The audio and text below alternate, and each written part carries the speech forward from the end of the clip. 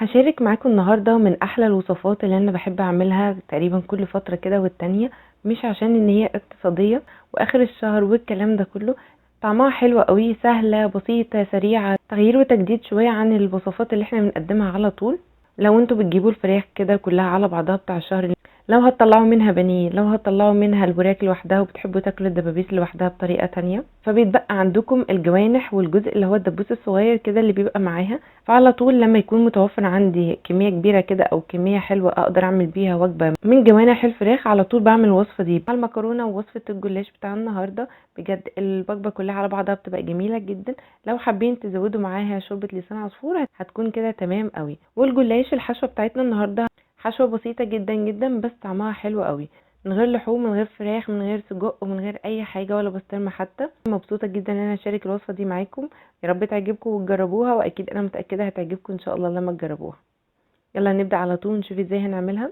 عشان الجلاش يطلع معاكم حلو جدا ومورق كده ومقرمش ويبقى مظبوط، لازم ندهن بين كل طبقة والتانية بخليط من الزبدة، او ممكن نعمل زبدة مع زيت. انا بحب اعمل ميكس قوي الزبدة مع الزيت، بتبقى حلوة وخفيفة، وكمان في نفس الوقت بتخلي ان الجلاش يكون مقرمش اكتر. لو انتوا بتحبوه ان هو يكون طري، فممكن تخلطوا مع الزبدة والزيت معلقتين 3 كده من الزبادي، هيطلع معاكم طري. فاللي انتوا حابينه وحابين ان هو يطلع ايه في النهايه، فتبداوا انكم تدهنوا بين كل طبقه والتانيه. في لفه الجلاش اللي معانا هنحط نصها تحت والنص التاني فوق. لو انتوا هتعملوا صينيه كبيره وهتجيبوا لفتين من الجلاش، هتحطوا لفه تحت ولفه فوق. قطعوا الجلاش على مقاس الصينيه، الزياده عن مقاس الصينيه هندخله في نص الجلاش. بعد ما عملت الطبقات اللي انا محتاجاها، هنبدا نحط الحشوه. اول حاجه حطيتها هي الجبنه الموتزاريلا، اي نوع جبنه تكون متوفره عندكم. طلعوا كده الجبن اللي يكون باقي عندكم في التلاجة، جبنه رومي على جبنه شيدر على فلامنك على جوده، اي حاجه. الوصفه دي كمان بتكون حلوه قوي قوي ان احنا نطلع كل حاجه موجوده عندنا في التلاجة باقيه، بواقي خضار، بواقي جبنه، اي حاجه. لو في حتى شاورما باقيه عندنا من قبل كده، معلقه حتى ولا اتنين من اللحمه المفرومه ممكن نحطها، مش هتقول لا. فلو مش متوفر ده او مش متوفر ده، اللي موجود عندكم تقدروا تعملوا بيه الوصفه. في اوقات كتير جدا بيكون عندي بوكس كده حطاه في الفريزر، بحط فيه الجبن اللي يكون باقي عندي، بعمل منه وصفه النهارده. فلفل الوان اخضر واحمر واصفر، زيتون مخلي ومفروم ناعم، ملح ورشه كده من الفلفل. بس انا مش عايزه اكتر من كده، انا حابه الطعم يكون بسيط وهادي. واحط عليها كمان حبه من الجبنه. نكمل من نفس الطريقه طبقات الجلاش، بين كل طبقه والتانيه هندهنها بالزبده. زي ما انتم شايفين كده، ورق الجلاش اللي متقطع عندي بحطه فوق الحشو، وكمان حبه حطيته تحت الحشو، عشان يبقى الطبقتين التلاتة الاولانيين اللي انا حطيتهم تحت والطبقتين التلاتة اللي بيكونوا فوق في الاخر خالص يكونوا مظبوطين على مقاس الصينيه. بعد ما خلصنا الصينيه كلها، هنقطع الجلاش بالحجم اللي احنا عايزينه، وهسيبه كده شويه لحد ما اخلص بقيه الوصفات اللي عندنا. هنحتاج فيها طماطم، بصله متوسطه، فصين 3 او فص حتى من الثوم لو انتم مش حابين طعمه يكون باين قوي. البهارات اللي نحتاجها: ملح نص معلقه من الفلفل، نص معلقه من البابريكا، معلقه صغيره من البهارات المشكله، نص معلقه من الزعتر، معلقه من الخل البلسمك بتبقى حلوه قوي. لو مش متوفر عندكم ما تضيفوش خالص.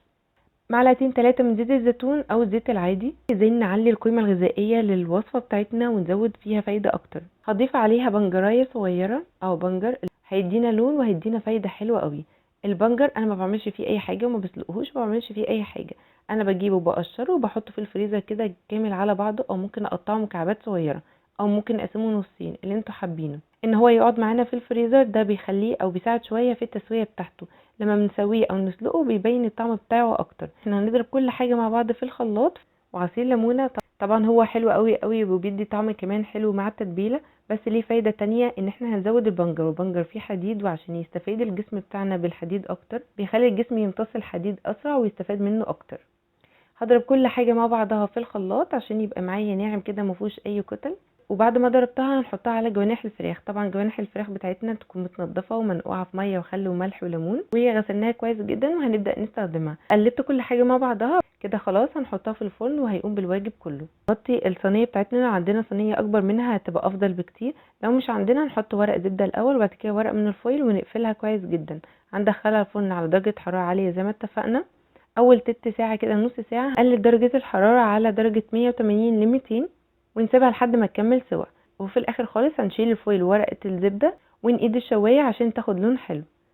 هنكمل الجلاش بتاعنا. هنحط الخليط الاول اللي هنسوي بيه الجلاش، وهو طبعا لبن. حطيت معاه بيضه، ربع معلقه من الملح، ربع معلقه من الفلفل الاسود. قلبتهم كويس جدا مع بعض، وهبدا ان انا اغطي بيه السطح بتاعي واتاكد كده ان هو دخل في كل مكان. كده خلاص ما فضلناش غير المكرونه، والمكرونه ما فيهاش اي افتكاسات، ما فيهاش اي حاجه مختلفه ولا صعبه. هنجيب المكرونه اللي احنا عايزينها، احط عليها الصلصه. الصلصه دي ضربه معاها بصله صغيره خالص خالص، معاها فص من الثوم والبهارات، ومعاها زعتر والبهارات ملح فلفل كمون، مش عايزه اكتر من كده. وهبدا ان انا اضيفها على المكرونه، وهضيف معاها كمان 3 معالق كبار من الزيت. المكرونه النهارده مش هسلقها، هخليها تستوي كده مع بعضها.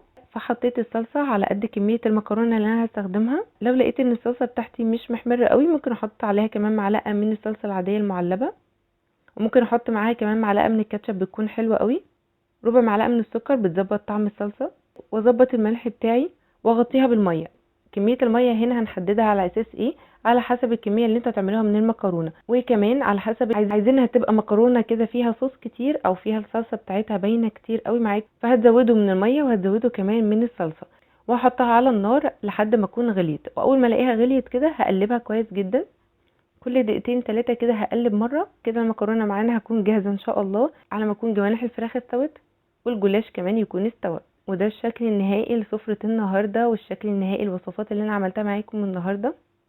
والطعم خطير جدا جدا جدا جدا، بجد مش قادره اوصف لكم. طعمها حلو قوي، هتعجبكم بجد انا متاكده. كمان ان هي سهله وسريعه زي ما انتم شايفين، ما خدتش معانا وقت، ما سلقناش مكرونه، ما عملناش مجهود كتير.